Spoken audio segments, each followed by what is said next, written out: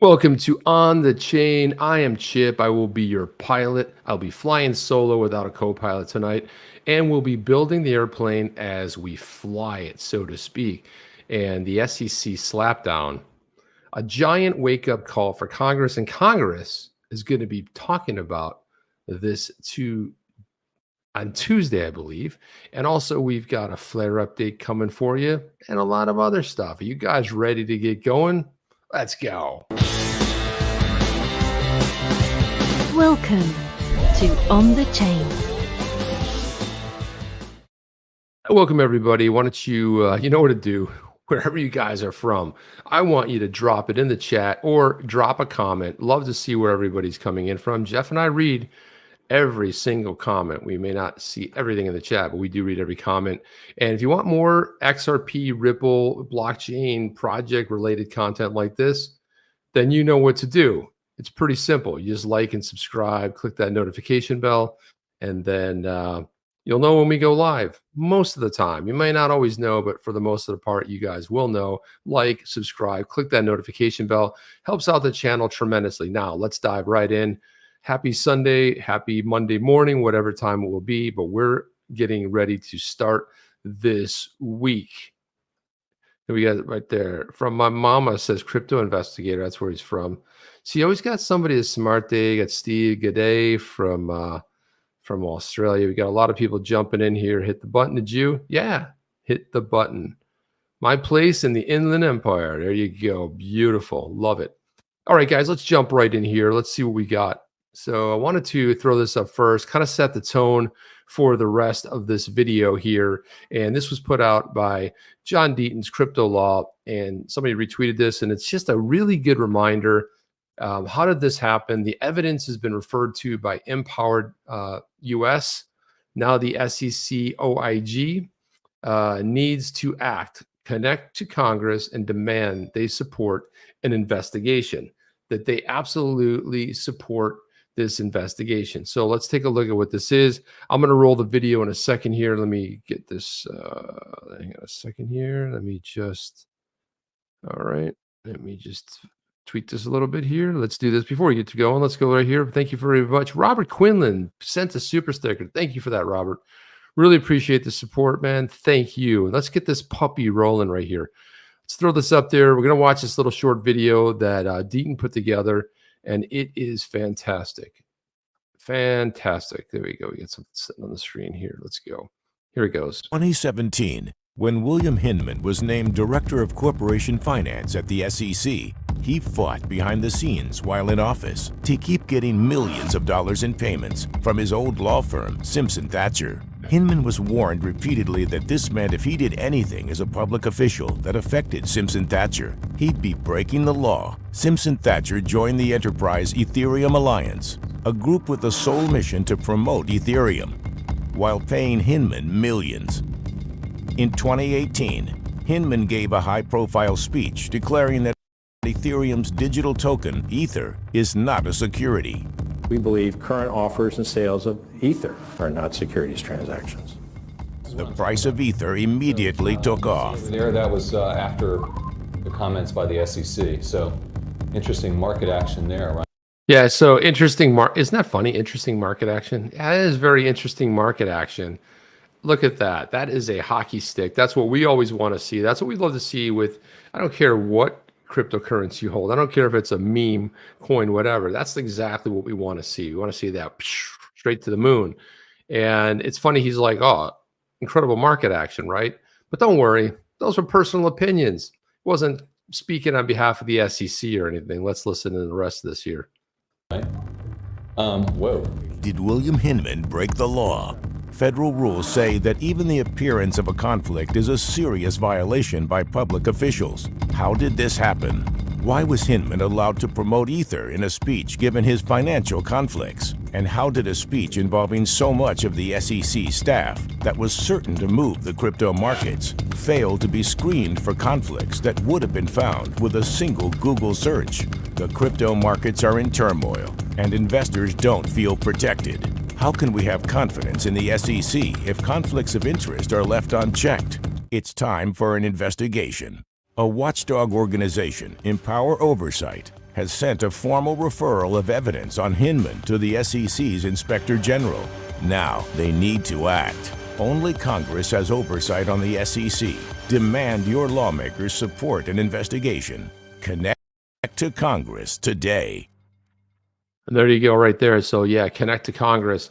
This is why I recommend, if you probably many of you have, but I would recommend this. And you know, you have other friends and crypto friends, and maybe they're not necessarily, you know, maybe Ripple, the company they have zero interest in. Maybe they don't care about the digital asset XRP, but this affects all of us.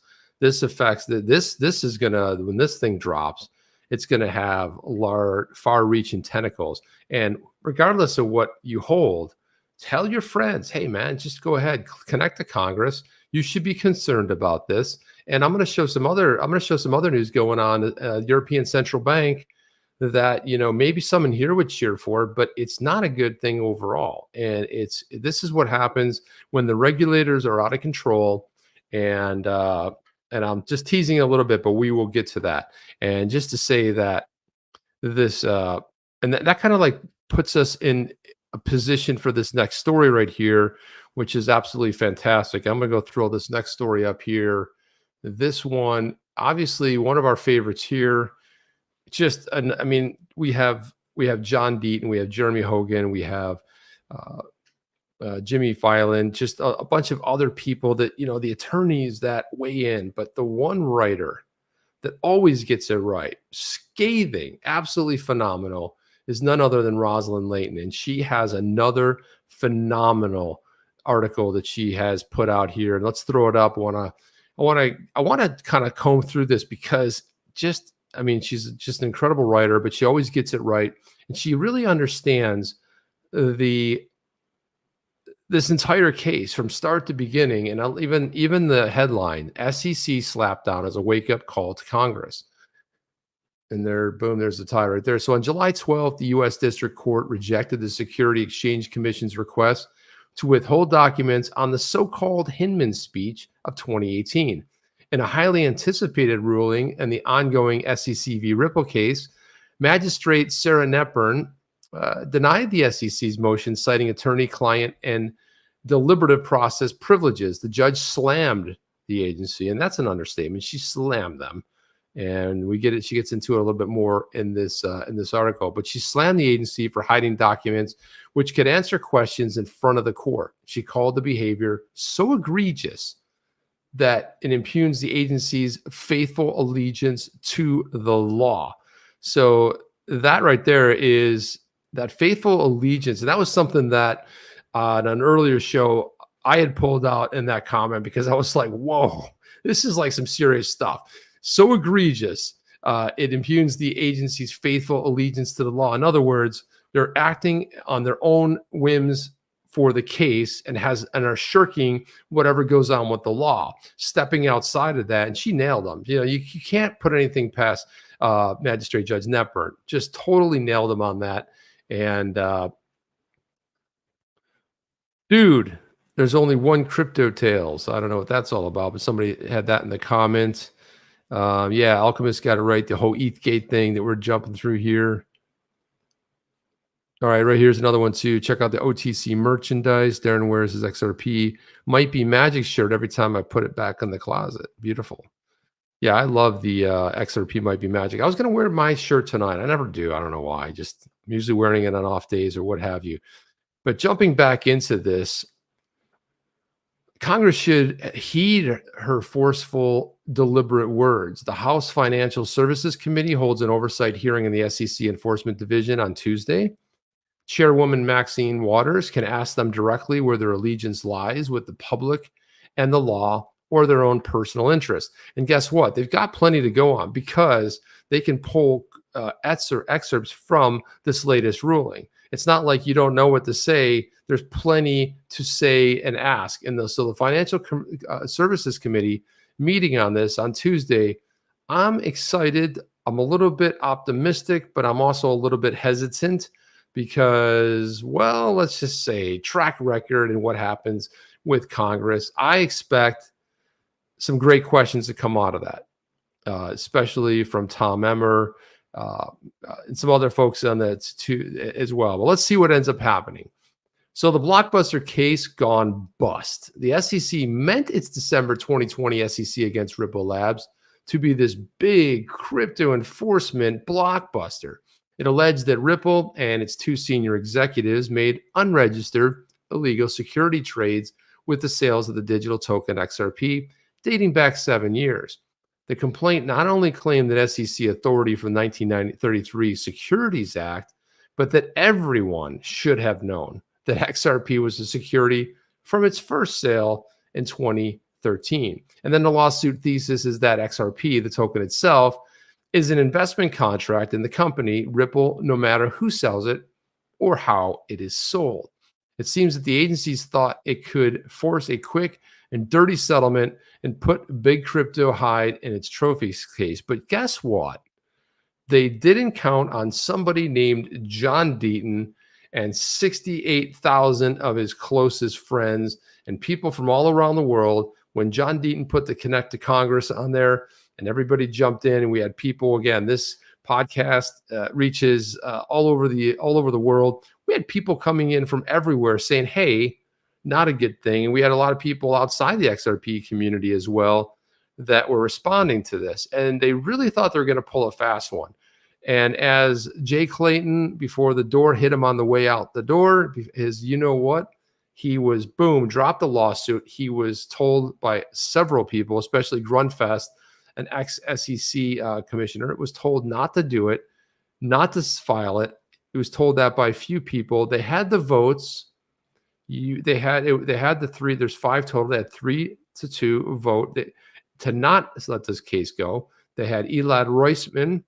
They had crypto mom Hester Peirce, and then of course they had Jay Clayton. But no, Jay Clayton thought he was going to set this, and then Jay Clayton, oddly enough, was meeting with Gary Gensler in December of 2020. What's that all about, right? So this case gets dropped, and then we're off to the races. And again, Jay Clayton's always out there and on TV saying, well, we need clarity. Mister, you were the guy. You had the opportunity. You could have led an agency, but again, like most government officials, like a lot of ex-Wall Street, you shirked your duties, you blamed it on others, and you took zero responsibility for your actions. And your actions were abysmal and completely detrimental. Not to say that Gary Gensler becomes confirmed as the chair, I think it was March or April of 2021, does little himself. Okay, so let's jump back into this. So Ripple becomes a riptide. Love that right there. These little headings are fantastic. So neither the judge nor the defendants played along with this scheme. Moreover, Ripple didn't fold. No, it assembled a top legal team and then it hit back at the agency ferociously. I like to say throat punch, but let's just say those are my words. That's not Roslyn Layton's words.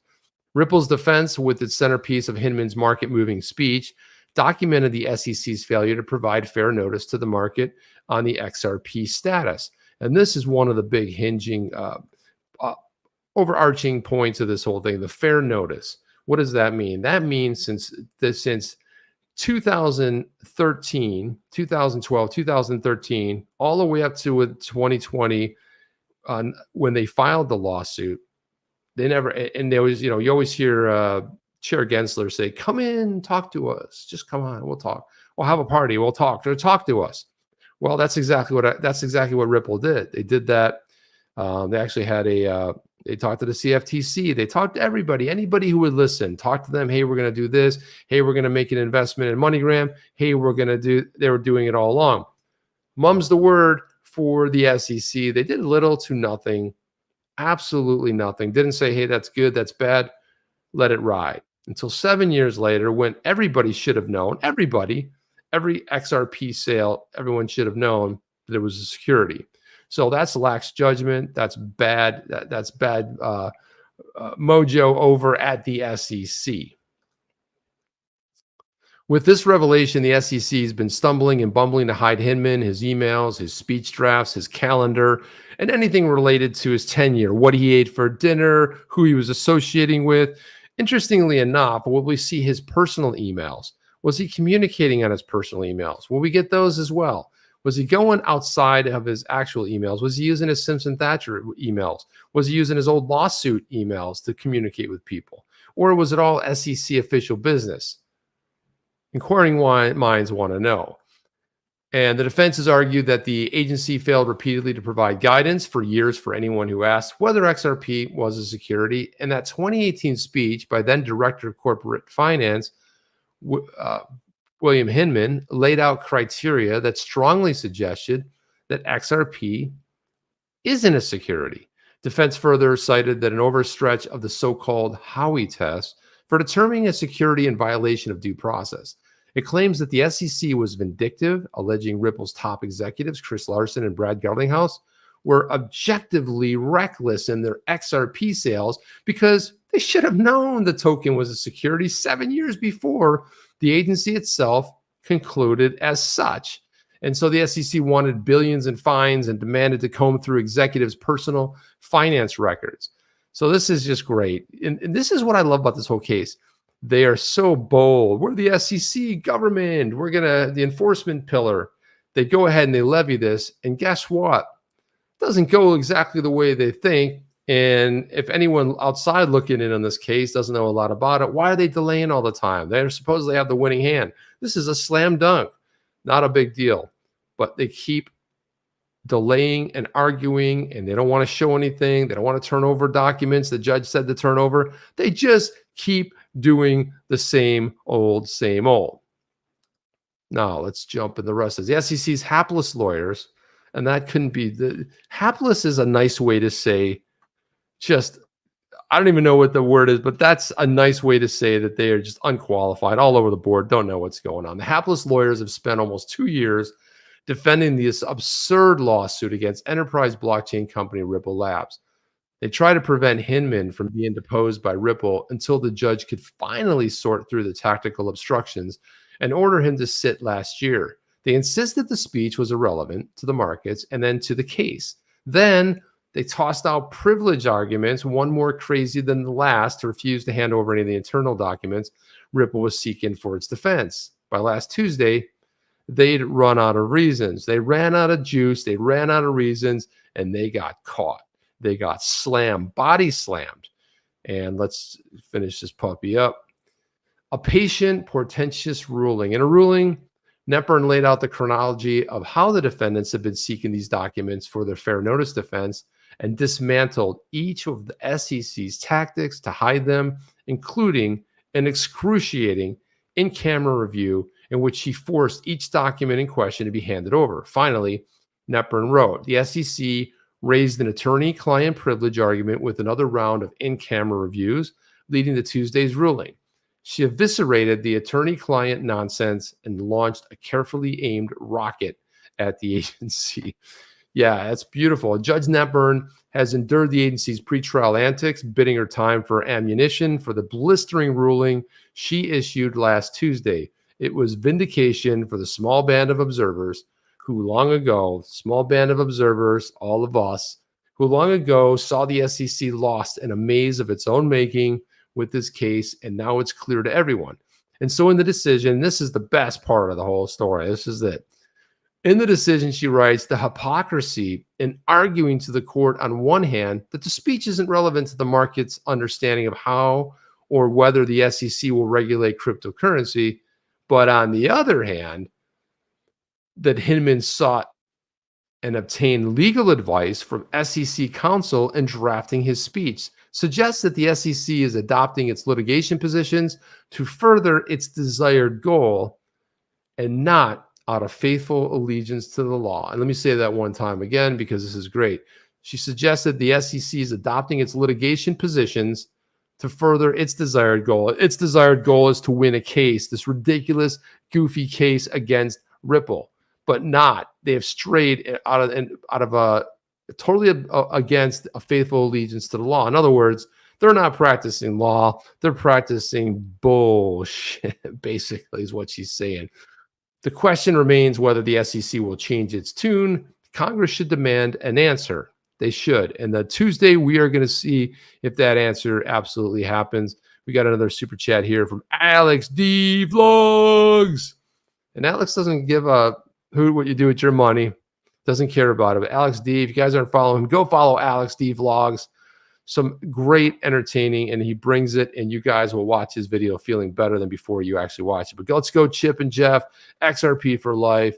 I don't give a what you do with your money. That's what he says.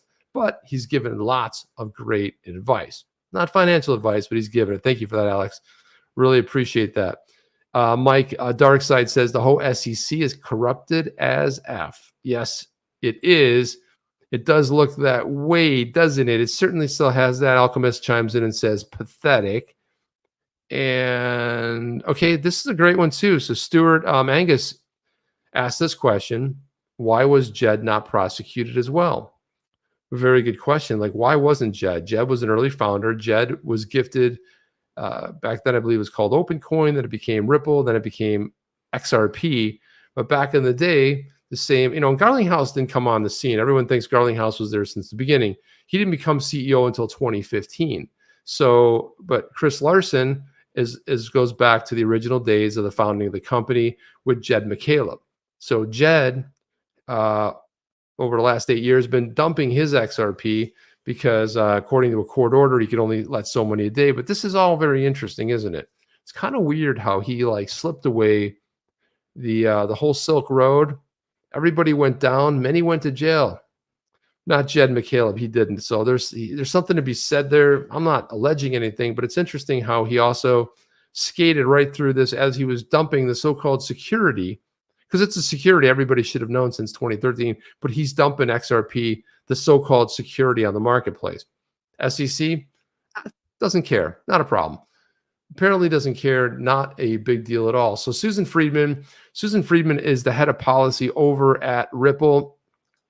She chimed in with this tweet right here, and she said, I hope and I expect to see tough questions at Tuesday's SEC oversight hearing on regulation of crypto through enforcement. Tom Emmer and Josh Gottheimer have been particularly focused on making sure the SEC stays accountable. We've seen this through tweets. We've seen this through actions. And I know a lot of people on Twitter have been giving Tom Emmer a lot of heat and a lot of other reps. Fair enough.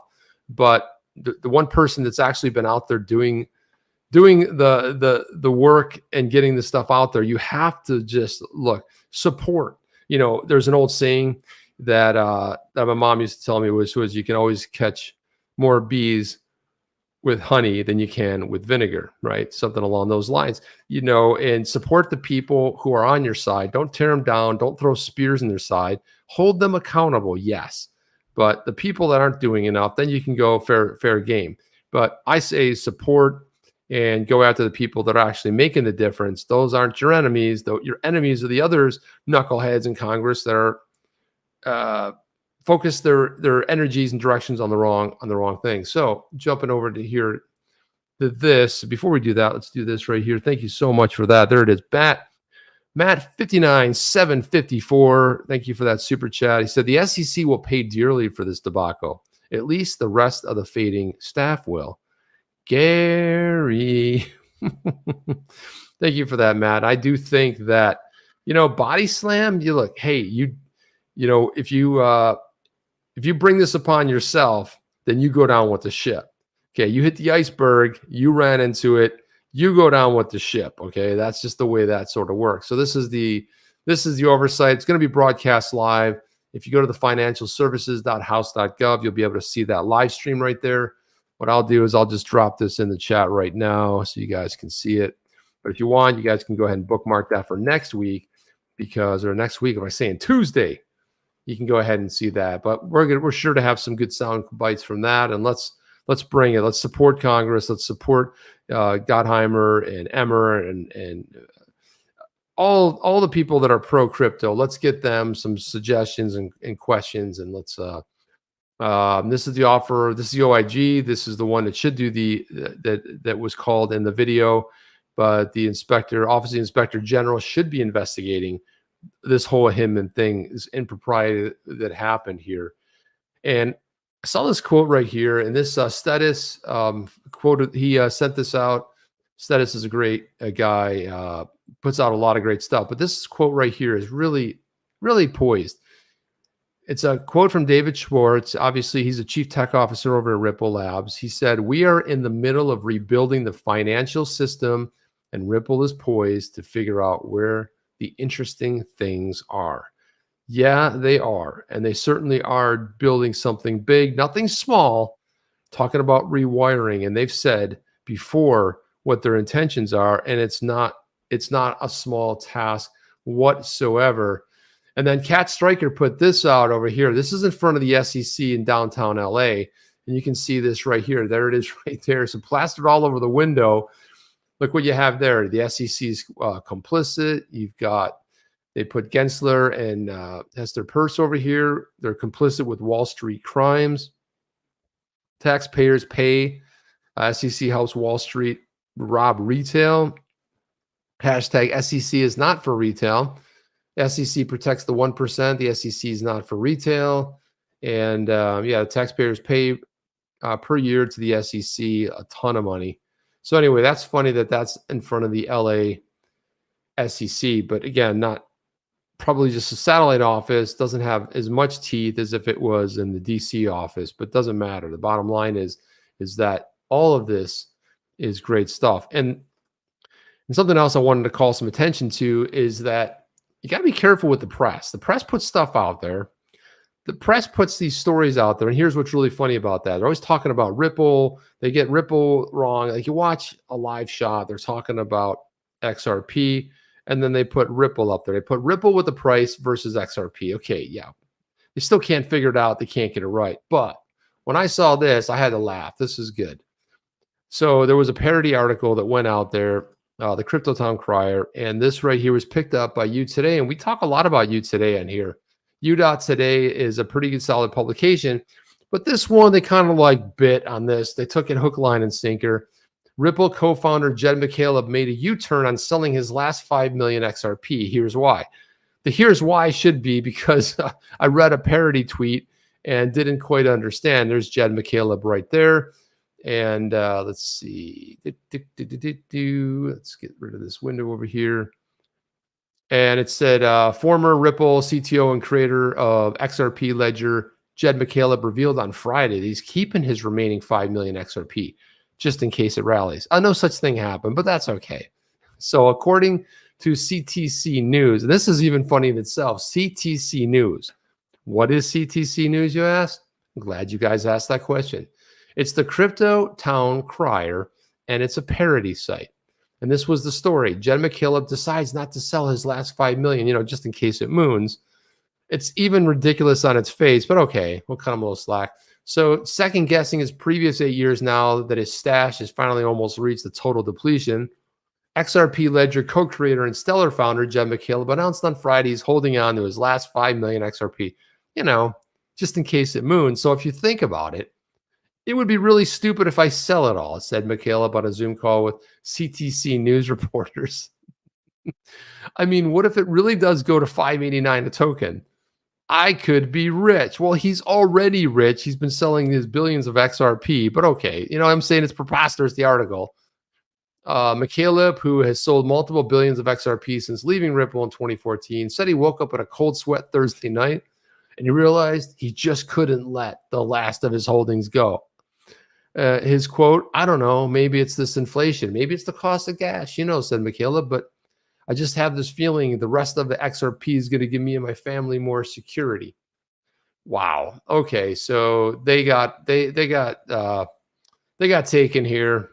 And there it is right there. They put up there's a little tweet because, Jed's taco stand over there. And they started getting into some other ones. That was his remaining balance. It was his remaining balance. But anyway, that's why I say you got to be very careful. And now all of us sort of know better, but man, I just swallowed that one whole. And you got to just be careful because, and I love this town crier, the Crypto Town Crier. It's fun. There's some funny stories in there and it's well written. So let's just take a look at this right here. Let me put this on here. Like this one here. Scientists discover a third Winklevoss twin. Satan resigns from the SEC. These guys are just too much. Yeah, yeah, crypto whales meet in secret to schedule the mega pump for Monday, July 18th. And of course, there's the story with Jed McCaleb as he's holding XRP in his hands. I thought that was pretty funny. Good stuff. And I saw this one too. This one is from Crypto Assets Guy. He said he just convinced his cousin to convert all of his Ethereum to XRP.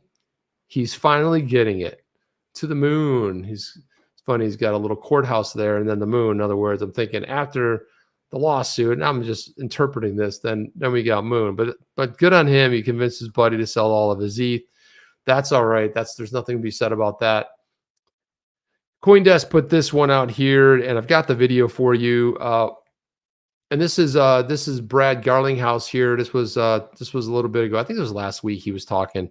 But let's watch this video, because how much, if you ask yourself, how much does Ripple have invested in fighting the SEC here since they dropped the case in late December of 2020?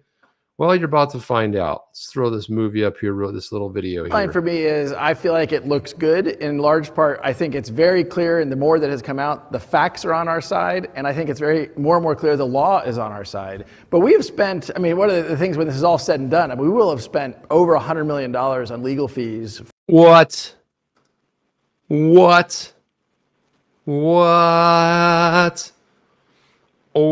$100 million in attorney fees when it's all said and done.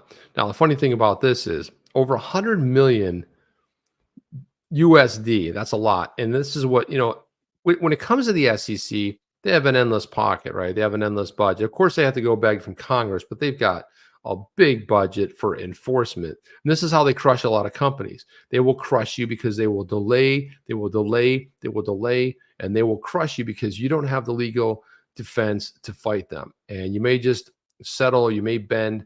Not Ripple. No way. This is full samurai warrior, and they're going after them. Fighting the SEC. And the dynamic there is, in my opinion, the SEC bullies companies into settlements because they can't afford to fight. And the reason I think this fight is so important isn't just for Ripple, it's really for the whole industry. It was literally 4 years ago this week that Bill Hinman, the director of corporate finance at the United States Securities and Exchange Commission, gave a speech saying that ETH was not a security. And by the way, let me be clear. I do not think ETH is a security. I don't think XRP is a security. But at the time, we viewed this as, isn't it great that 4 years ago, we're starting to provide some leadership and some clarity. And I viewed this as actually a very positive sign. I remember there's emails, which now the SEC has read from our internal documents, where I sent the team a note saying, hey, this is great news. We now have clarity of how the SEC is thinking about this. And they used some parameters around decentralization and what have you.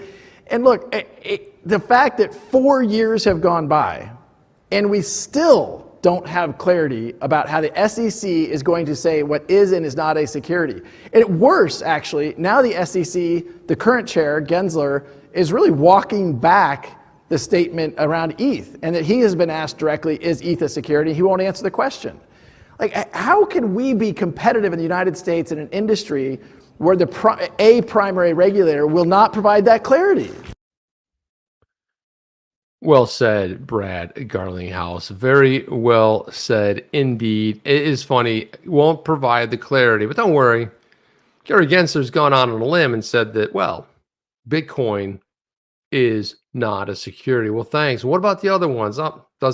Doesn't want to tell us there. This was funny from Tom T. He said Matt Solomon is getting paid in XRP. Isn't that funny if they're all getting paid in XRP? I don't think they are, but that would be funny. Matt Solomon, one of the attorneys that's on the Ripple case. I don't remember if he's, they're all working together anyway. I'm not sure if he's defending Ripple, Garlinghouse, or Larson. I'm not exactly sure which, but there you go right there. Stuart Angus says, Ripple have deep pockets. SEC chose the wrong target, but it's all corruption, so they didn't. Yeah, and you know what? Someone has to, thank you for that. Yeah, 239 watching, and hit that like. Go ahead, hit that. Only 90 likes. Come on, guys. Go ahead and hit that like. It's always great. Every time I'm watching a video, I always have to be reminded too, because I'm busy watching the video. I don't have time to hit the like. And people are like, oh, you didn't hit the like? I'm like, no, apparently I didn't. So that always happens too. And Minus Wells put this out here. I love this right here. He tweeted this out a little bit ago, and he basically said, it's done. Tacostand is out of tacos. Let's go. No more tacos for the taco stand. And there it is right there on BitThumb. You see that this is Jed McCaleb's his wallet. It's called Tacostand, which is why you always hear about the tacos and the taco stand. But that's the name of his wallet that held his XRP. And you can see right there he has 39.99, just shy of 40 XRP left in the wallet. Basically is out of XRP. And, there's a lot of reason to celebrate there. I don't know. A lot of people said, does it make a difference? I don't know if it makes a difference. I don't think it is going to affect price. I mean, it's a lot to dump on the market. By the way, who's buying that? Is he selling it into the market? Who really knows where any of that's going anyway? Then this right here, I saw this. This is pretty cool. This is a great project on the XRPL. This is xSTIK, XRPL NFTs, and big announcement. xSTIK delivers custom NFT set ordered by the XRP Army fighter lawyer John E Deaton, showing him defeating the SEC. John Deaton joins our community as a supporter and honorary member. The next phase, XRP STIK works here to become the official XRP mascot. The NFTs are in the thread, and this is just phenomenal. I hear, man. Let me see if I can pull this on. Well, look at that right there. So there you have it right there. The Steely Beast, he's got it. You see the SEC down for the count. You see John Deaton here is on top, giving the big thumbs up. He's got the XRP flag with the spear through the chest of the SEC, the monster that's on its back. You can see the SEC initials on there. I thought that was incredibly cool. It looks, it puts John Deaton. There he is with his little suit jacket on. He's got his little Ripple button on there and some other buttons. He's got the XRP shirt on.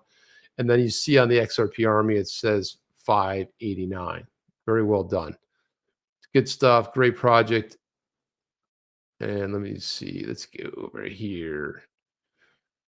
And there it is right there. As John requested, artist Asumi Stick presents Johnny Deaton in David versus Goliath setting, man versus monster, defeating that SEC with a flying high XRP honor banner. John asked for a real life likeness, and I have to say they crushed it. Looks just like John Deaton. At least you know that's John Deaton.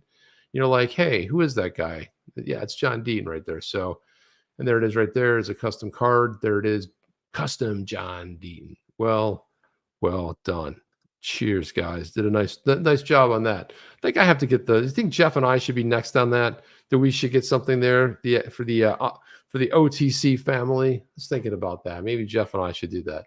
Very vain thing to do, but why not? Go ahead and do it. Jeff and I can have our likeness. We can be doing something fun too. So it seems to me that the NFT world has just absolutely gone mad. It's gone mad. It's going crazy these days. Look at this one here. Let's throw this up here. Alrighty, there we go. Wait a minute, where am I going over here? Yeah, so there we go.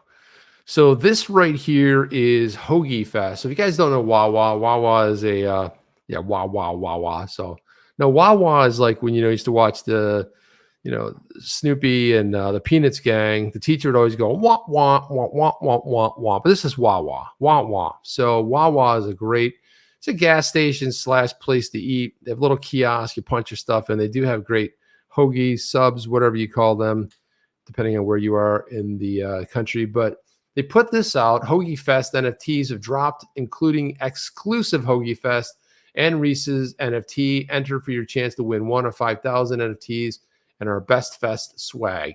And I'll put this full screen. There's some music behind it, but I just want to run this through. But you can kind of see what these puppies, these NFTs look like.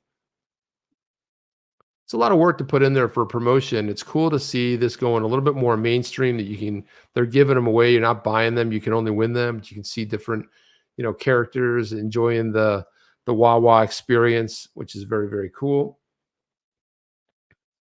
And what else do we have here? Let's go ahead and there we go. And what else do we have here in the grab bag? Okay, guys. So it's official. Yes, it is. Flare is live and ready for builders. We've waited a long time for this. With secure decentralization, interoperability between blockchains, and with Web 2 data, you're only limited by your imagination. Read more here. And here it is right here. FlareNetworks Genesis, network live and ready for builders. So coming says that the developer adoption program is coming in August.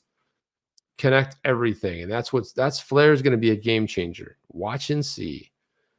Flare's powerful new blockchain with the first new consensus protocol for external data. Decentralized applications on Flare can safely and trustlessly acquire and use information from other blockchains and real-world data sources, solving the Oracle problem, and then opening the door to a new era of utility, specifically decentralized and insured multilateral bridging, cross-chain relay, and insured cross-chain relay, Web 2 to Web 3 composability, and then a secure, fully interoperable multi-chain solution. So yeah, if you want to have an Ethereum contract, you want to put it on Flare, you can. So, and also too, they're doing it very smartly, would take a lot of lines of code. They're doing it incredibly well. Networks entered a minimum 8-week observation period to reach sufficient decentralization ahead of the public token distribution event. Genesis, which happens in September, by the way. And observation mode of validators independent of Flare reduced the Flare Foundation's validator power below 33%. This is below the threshold for the foundation to control the network in any way, bringing Flare to a decentralized state of operation. Flare is live, ready for builders, a significant developer adoption program. Hugo Filion, Flare CEO and co-founder, commented the last year has been characterized by a stream of sci-fi and bridge failures. At the same time, DeFi and the decentralization approaches have shown continued robustness. The key conclusion is to draw here is the industry needs decentralization and secure solutions instead of centralized quick fixes. That's exactly right. We've seen how those decentralized, we've seen Solana go down, centralized servers, and having some centralized issues, and a lot of things have been a little bit clunky at best. So yeah, we've seen that as well. And then this too, here's an update from William Sean Carberry. I believe he is the CEO over at Casino Coin. And this is another very cool update right here. He says he's super excited about the tweet from Flare Finance regarding Quad Jacks. And that is Jack from also from Casino Coin. He's been on the program, I think twice, having a meeting with them in Las Vegas to discuss the integration of Casino Coin, opening the door for the XRP-based tokens on Songbird and Flare via the Flare Wrap Bridge. Very exciting development, man. It just keeps getting better and better. And what does it come down to? What do we always talk about? Utility. It's always about the utility of a token. Is it solving a problem? What is it doing? Does it have a functionality? And that's what you were looking at when you were investing. Sure, you can look at a meme coin, say it's a cute little dog, but look what Flare did for Dogecoin. Gave it utility, because you will be able to use Dogecoin on Flare. So don't discard Dogecoin, because it now has utility, especially when it comes to Flare. And then I saw this story over here, and this is what I was talking about, teasing a little bit earlier in the podcast. We have the proof of work, proof of stake, our crypto versions of fossil fuels and electric vehicles. Say the European Central Bank report. Bank published a new paper on crypto's energy consumption, this time likening proof of work to fossil fuel cars, and then proof of stake to electric vehicles. So they're tying it back to legacy that we know and can understand. It's like, oh, okay, I understand that argument. Yeah, fossil fuels bad and electric good. Well, yeah, but I don't necessarily see this as a great development. I actually think when regulators start picking and choosing and picking winners, it's not a good thing. Proof of work, the crypto version of fossil fuels. They said it's difficult to see how authorities could opt to ban petrol cars over a transition period, but turn a blind eye to Bitcoin type assets built on proof of work. I'm not a fan of banning anything. I know a lot of people are like, well, Bitcoin, Chip, you just talked about utility. I did talk about utility. But again, I am pro, same way Jeff is, all of crypto. Look, just like anything else, like sport teams, you just pick your favorites. You don't have to love it. You don't have to even like it. You can actually hate it. But when you start having European central banks don't like crypto, period, because of the whole central thing. These are decentralized assets. They don't like decentralization. It's a threat to their very well-being. And I wanted to put this one up here. And I'm almost thinking you could actually change this to this was Pastor Martin Neumoller that came out with this back in the 40s. But there could be a crypto version of this, but I'll read to this. At first, they came for the socialists, but I didn't speak out because I wasn't a socialist. And then they came for the trade union, and I didn't speak out. Why? Because I'm not a trade unionist. But then they came for the Jews, and I did not speak out because, I wasn't a Jew. But then they came for me, and there was nobody left to speak out about. And there could be a crypto version about that. Sure, first they came for XRP, then they came for Bitcoin, then they came for Dogecoin, the meme coins, they came for the stable coins, they came for everything, but everybody was cool with it because they weren't invested in that until they destroyed the entire marketplace. That right there is proof positive of why I'm a big believer in the entire crypto scene, not just picking winners and losers. Let the people pick the winners and the losers.